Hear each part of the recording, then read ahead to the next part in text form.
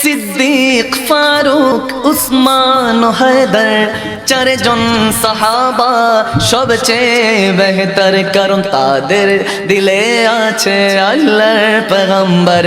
নারায়ে তাকবীর আল্লাহু আকবার, সবাই নারায়ে তাকবীর আল্লাহু আকবার।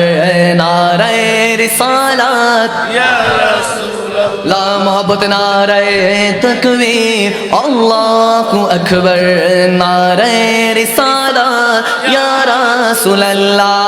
দেখা দাও ও গো নবীজি, তোমারি দিদারে আশায় মোরা আছি। ঠিক না? আওয়াজ দিয়ে বলুন ঠিক কি না? দেখা দাও ও গো নবীজি, তোমারি দিদারে আশায় মোরা আছি।